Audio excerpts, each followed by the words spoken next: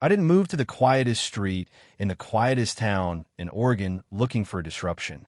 I came here for the silence, for the predictable rhythm of rain on the roof and the low growl of the occasional logging truck rumbling past.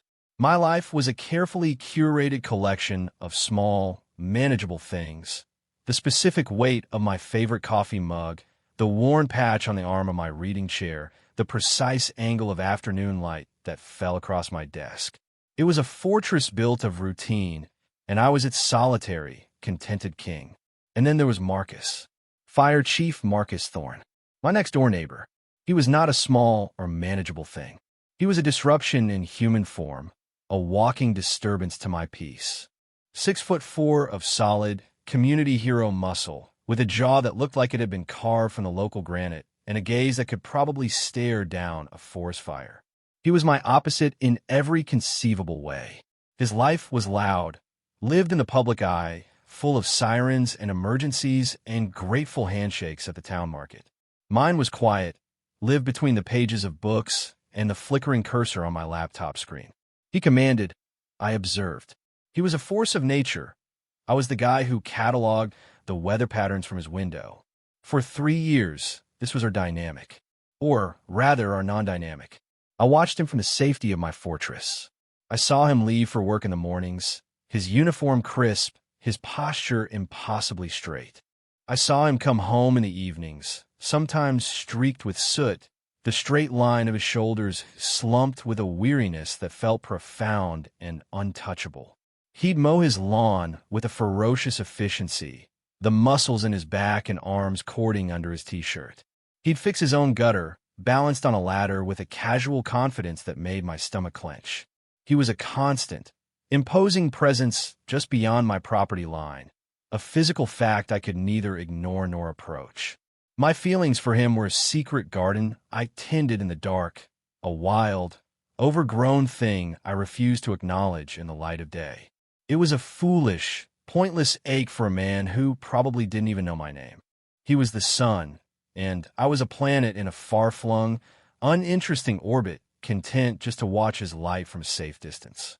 The distance was the point. It was the barrier that kept my carefully constructed world from shattering. The storm that broke it all came in late October. It wasn't the usual Oregon drizzle.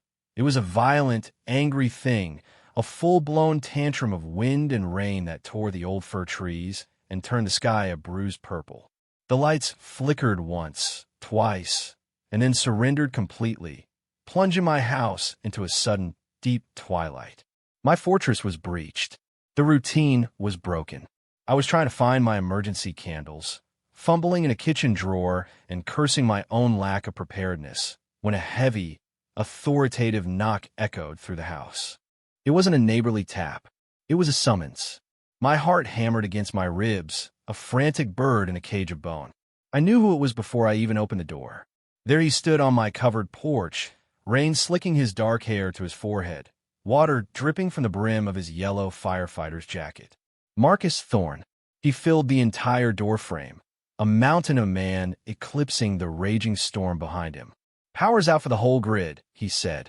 His voice was exactly as I'd imagined it, a low, gravelly rumble that seemed to vibrate in the floorboards. Could be a day or two. A big fir took out the main substation. I just stood there, clutching the door, a half-melted birthday candle in my other hand. Words fail me. My throat was a desert. He looked past me into the growing dark of my house, then back at me.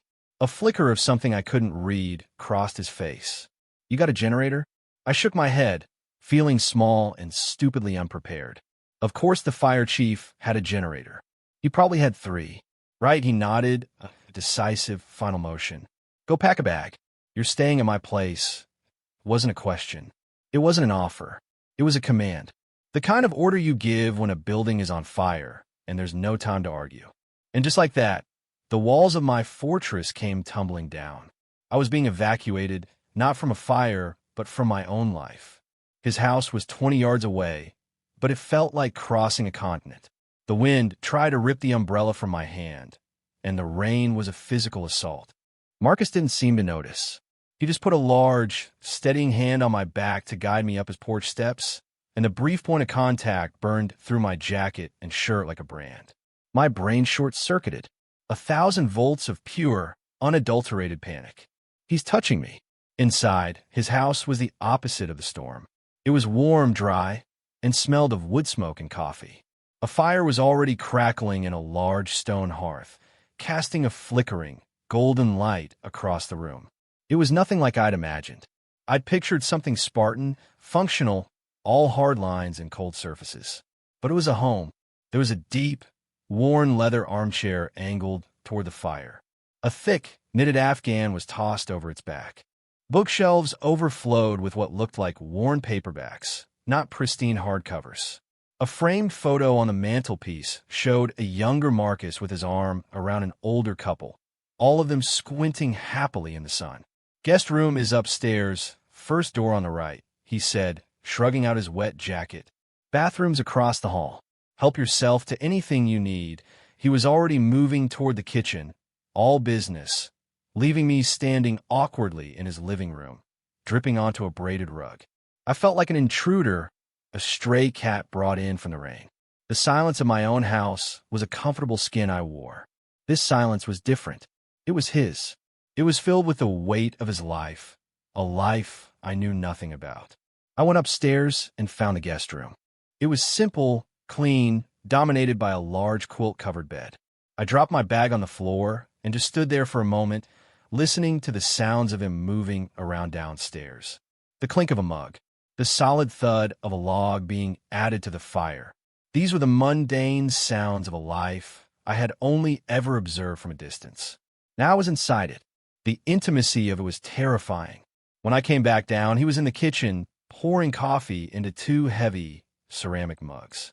He was out of his uniform now, wearing a simple gray Henley that stretched across his broad chest and shoulders.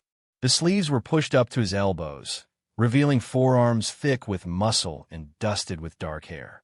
I saw a long, faded scar that ran from his wrist halfway to his elbow, a pale white line against his tan skin. It was a detail I could never have seen from my window. A piece of his history written on his skin. He handed me one of the mugs, and this time I was prepared for it, or I thought I was. As I took it, my fingers brushed against his. His hand was rough, calloused, the skin a landscape of hard work. And it was warm, so incredibly warm. The heat didn't just stay on my skin. It shot straight up my arm and detonated somewhere in my chest. My breath hitched. I pulled my hand back too quickly, sloshing a little coffee over the rim. "Careful," he murmured, his eyes on the mug, not on me. I wasn't sure if he'd noticed. I wasn't sure which would be worse. "Thanks," I managed to choke out, my voice sounding thin and reedy. We drank our coffee in front of the fire, the storm a distant roar outside. The silence between us wasn't comfortable. Not yet. It was a space filled with all the things I never said, all the things I never would. I stared into the flames, feeling the heat on my face, acutely aware of him sitting in the leather armchair, just a few feet away. I could feel the sheer mass of him, the energy he put out into the room. It was like sitting next to a dormant volcano. "The generator's a bit finicky," he said suddenly, breaking the quiet. "Sometimes it sputters out if the fuel line gets clogged." I glanced at him. He was frowning into the fire, a line of worry creasing the space between his brows. In that moment, he didn't look like the unflappable fire chief. He just looked tired. He looked like a man with too much on his shoulders. "I used to work on small engines," I heard myself say. The words came out before I could stop them. "Summer job in college. Mostly lawnmowers and boat motors." Marcus turned his head to look at me fully for the first time. His eyes were a startlingly clear hazel, and they held a genuine spark of surprise. "You're kidding?" "Nope. My dad had a repair shop. It was a part of my life I rarely thought about, a past self that felt completely disconnected from the writer I was now." A slow smile spread across his face, transforming his stern features into something approachable, something warm. "Well, I'll be damned. The quiet guy from next door is a grease monkey, the quiet guy." So he had noticed me. The thought sent another jolt through my system. This one less panic and more. Something else. Something hopeful and dangerous.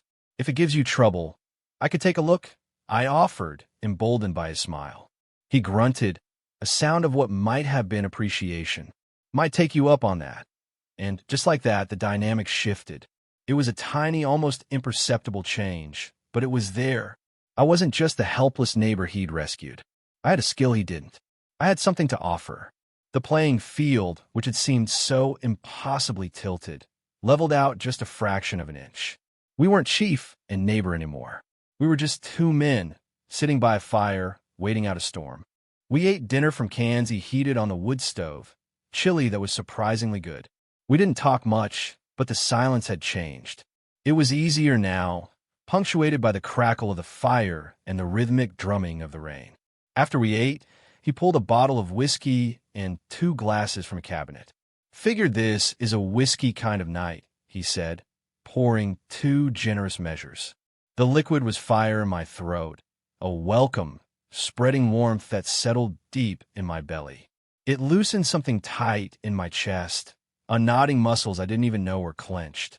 We sat there for hours, the fire dying down to glowing embers, the bottle slowly emptying. He started talking. At first, it was about the storm, about past calls, about the logistics of managing a town-wide power outage. But then, softened by the whiskey and the strange, confessional quality of the dim light, he talked about his upcoming retirement. 30 years, he said, swirling the amber liquid in his glass. His voice was low, contemplative. 30 years of bells and sirens, of running toward things everyone else is running from. I don't know what you do after that." He looked up from his glass, and his eyes met mine across the small space between us. The confident mask of the chief was gone. In its place was a vulnerability that stunned me into silence. He looked lost. "The whole town's throwing me this big party next week," he said with a short, humorless laugh. "Gonna give me a plaque. Shake my hand. And then what? I go from being Chief Thorne to just Marcus. I haven't been just Marcus since I was 22 years old. My heart ached for him. This man I'd built up in my head as a pillar of strength, an untouchable hero. He was just as lost as anyone else. More so, maybe. He was facing a future that was a complete blank, while I had built my entire life around the comforting certainty of a blank page. "You'll still be you," I said quietly. It sounded inadequate, foolish. He shook his head, staring into the embers. "That's the part that scares me. Who the hell is that?" He took a long swallow of whiskey. "You know, sometimes I've seen you. Through your window. You're at your desk, and the light's on. It's 2 a.m, and you just look content. You look like you know exactly where you belong." The confession hung in the air between us, heavy and shocking. He'd seen me. He'd watched me, just as I had watched him. My entire world tilted on its axis. The one-way mirror I thought I'd been hiding behind was a window after all. "I'm not," I whispered, the whiskey making me brave. "Content. Not always. Mostly I'm just alone." The admission cost me something. It was a truth I kept locked away, even from myself. Saying it out loud to him felt like jumping off a cliff. He was quiet for a long time. The only sound was the last log in the fireplace settling with a soft hiss. He put his glass down on the floor with a quiet thud. He leaned forward, elbows on his knees, and the space between us shrank to almost nothing. The air grew thick, charged with unspoken electricity. "Me too," he said, his voice barely a murmur. "Even in a crowd. Especially in a crowd." He looked at me then, and his gaze was so direct, so full of a raw, unguarded emotion that I couldn't breathe. It was a question. It was a plea. It was a confession far deeper than any words he'd spoken. I don't know who moved first. Maybe we both did. It was a slow, magnetic drift, a closing of the final inches that had separated our solitary worlds for 3 long years. His rough, calloused hand came up and cupped my jaw, his thumbs stroking gently over my skin. The touch was electric, a lightning strike that lit up every nerve in my body. And then he kissed me. It wasn't a passionate, desperate kiss. It was hesitant. It was questioning. It was unbelievably gentle.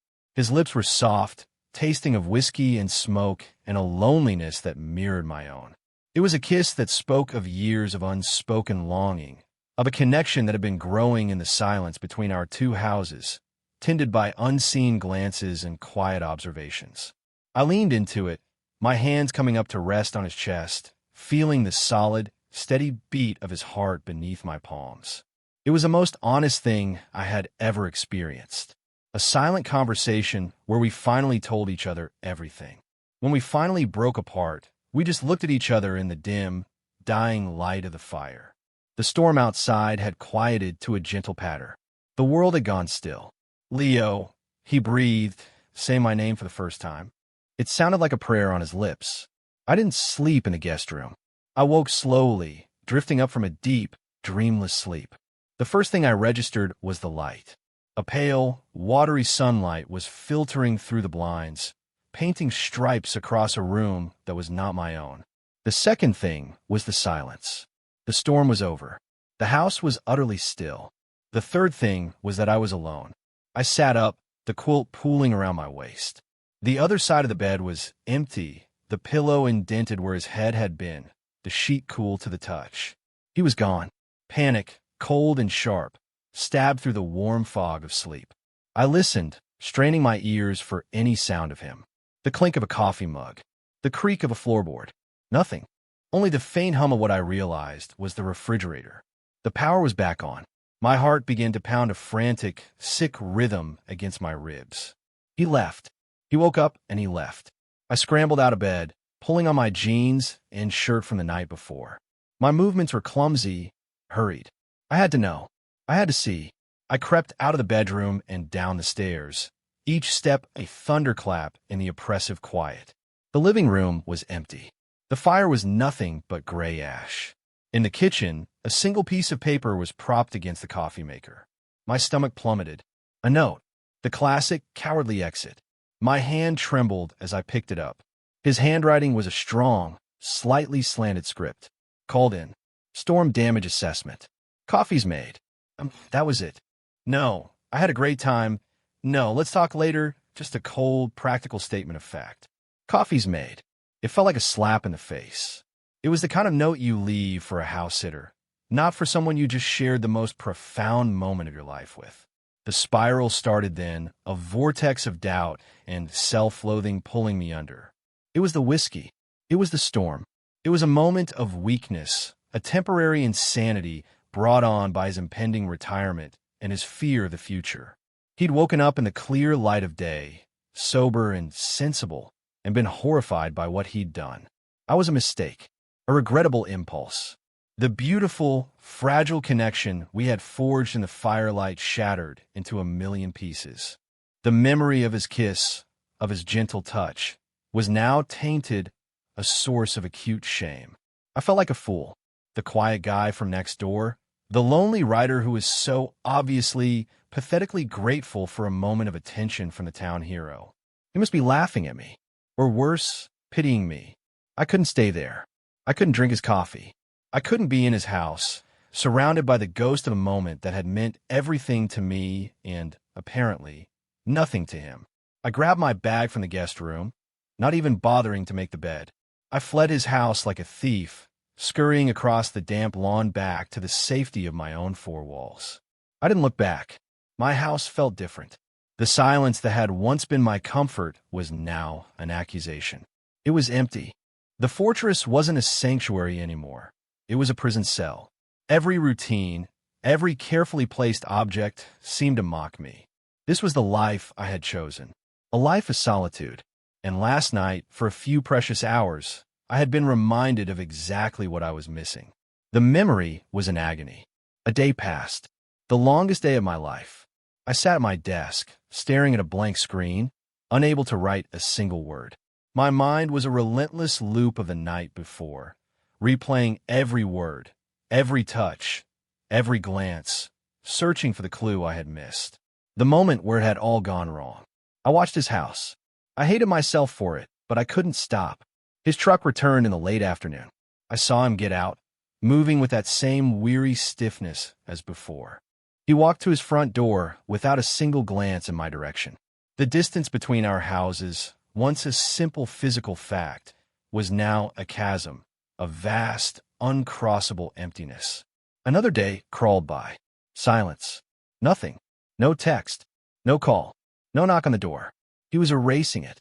He was pretending it never happened. And the worst part was, I was letting him. My own fear, my own deep-seated conviction that I was unworthy of such a thing, kept me paralyzed. What did I even say? Hey, remember that time we got drunk and you kissed me? Was that real? The thought was mortifying. So I retreated. I pulled the remnants of my fortress around me, brick by painful brick. I told myself it was for the best. It was a fluke, a storm-induced anomaly. We would go back to being strangers, neighbors who nodded occasionally from across our lawns. The secret garden of my feelings for him would be salted and burned, leaving nothing but barren ground. But the ache was still there, a hollow space in my chest where that brief, brilliant hope had lived. My solitude was no longer peaceful. It was just lonely. It was the silence of an absence. It was Friday night, the night of his retirement party. The whole town was probably at the community hall, raising a glass to their hero. I imagined him there, surrounded by people, shaking hands, smiling his public smile, the events of 2 nights ago buried so deep they might as well have happened to someone else. I sat in my dark living room, a book open in my lap, reading the same sentence over and over. I was nursing a glass of whiskey of my own, but it brought no comfort. It only tasted of regret. Around 10 o'clock, I saw the headlights of his truck sweep across my wall as he pulled into his driveway. The party was over. His career was over. A chapter of his life was closed. I watched his silhouette get out of the truck. He didn't go inside. He just stood there in his driveway, his head tilted back, looking up at the star-filled sky. He stood there for a long, long time. Then he started walking, not toward his own front door, toward mine. My heart stopped. Then it started again, a wild, panicked stampede. He was crossing the chasm. He was walking across the lawn, each step a deliberate, heavy tread that seemed to shake the very foundation of my house. A knock echoed through the quiet. The same heavy, authoritative knock as before. For a moment, I couldn't move. My feet were rooted to the floor. Don't answer. It's better this way. Don't let him in again. But my body betrayed me. My hand was on the doorknob, turning it, pulling it open. He stood on my porch, just as he had in the storm. But this time, he wasn't wearing a uniform or a slicker. He was in a dark suit, the tie loosened, the top button of his shirt undone. He looked exhausted. He looked broken. His eyes, when they met mine, were filled with a raw, desperate plea. "Can I come in?" he asked, his voice rough. I stepped back, holding the door open, and he walked past me into the house. He brought the scent of the cold night air and something else, the faint, stale smell of a crowded hall and celebratory champagne. He stopped in the middle of my living room, looking around at my world of books and quiet corners, as if seeing it for the first time. "I'm sorry," he said, his back still to me. The words were quiet, but they landed with the force of a physical blow. "Leo, I am so sorry." He turned to face me. The confident facade of the fire chief was completely gone. This was the man from the fireside.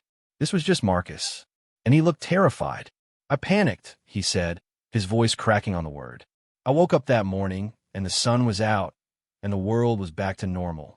And I looked at you, and I felt something I haven't let myself feel in 30 years. Maybe ever. And it scared the hell out of me." He took a half step toward me. "My whole life, Leo, has been about following a plan, being what everyone needed me to be, the strong one, the reliable one, the chief. I never asked what I wanted. And the other night, with you, that was the first time, and I didn't know what to do with it. So I did what I always do. I ran. I put the uniform back on, and I went to work, and I tried to bury it. I just listened, my heart aching with every word he spoke. This wasn't rejection. This was fear, a fear that was so deep and so profound it mirrored my own. I went to that party tonight," he continued, his gaze dropping to the floor. "And everyone was telling stories, shaking my hand, and all I could think about was you. All I could think was that I had found something real in the middle of a storm, and I was about to let it go because I was a coward." He looked up, and his eyes were shining with unshed tears. "I don't want to be a coward anymore." The silence stretched between us, thick with everything that had been unspoken. My own fear was still there, a cold knot in my stomach. But seeing his so raw and exposed made mine seem smaller. Manageable. I thought it was a mistake. I whispered, the words tasting like ash. I thought I was a mistake. He closed the distance between us in 2 strides. He didn't kiss me. He did something far more intimate. He reached out and took my hand, his fingers lacing through mine. He held on tight, a lifeline in a storm. "No," he said, his voice thick with emotion. "You were the only thing that felt real.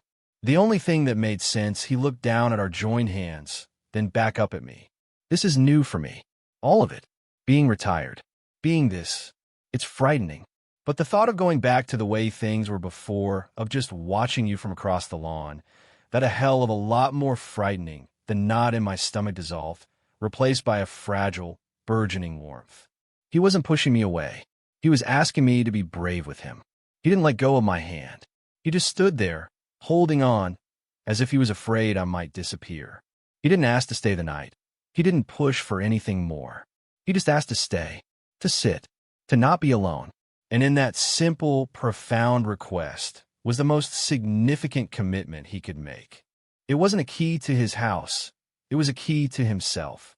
He was choosing to stay in this new, uncertain territory, and he was choosing to do it with me. And I, in the quiet of my living room, chose to stay with him. The weeks that followed were a gentle unfolding. There was no grand, cinematic romance. It was quieter than that. Better. It was Marcus showing up at my door with groceries because he'd bought too much. It was me bringing him a book I thought he'd like and finding him on his porch, waiting. It was the slow, careful merging of 2 solitary orbits. His heavy work boots started appearing by my front door. My favorite coffee mug found a permanent home on his kitchen counter. We learned the rhythms of each other's silence, the comfortable quiet of 2 people sharing a space without needing to fill it with noise. One Saturday morning, I woke up to the smell of coffee.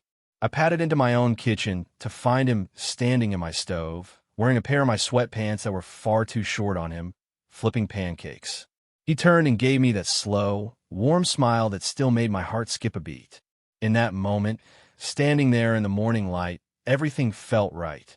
The scene was so perfectly, beautifully domestic that it felt like a dream. But it was real. This man, who had once been an untouchable figure I watched from a distance, was here, in my kitchen, making me breakfast. We ate at my small kitchen table, our knees brushing underneath. The casual touch, which once would have sent me into a full-blown panic, was now a simple, grounding comfort. He told me about a stray dog he'd helped rescue from a drainage pipe the day before, a piece of his old life bleeding into his new one. I told him about the breakthrough I'd had on my latest chapter. We were just 2 men, sharing a morning, sharing our lives.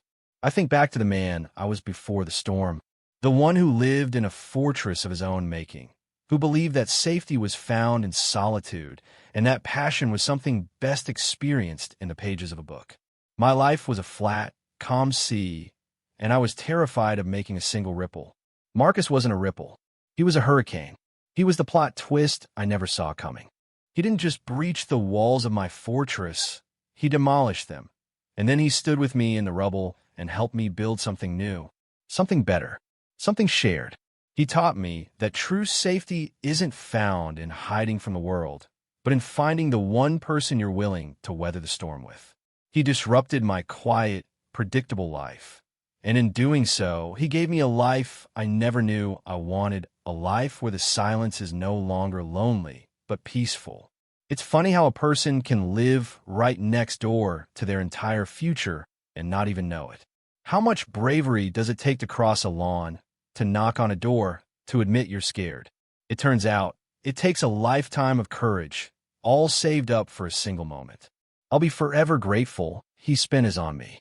Have you ever had a moment that completely changed the trajectory of your life, all because someone was brave enough to be vulnerable? Share your story in the comments below.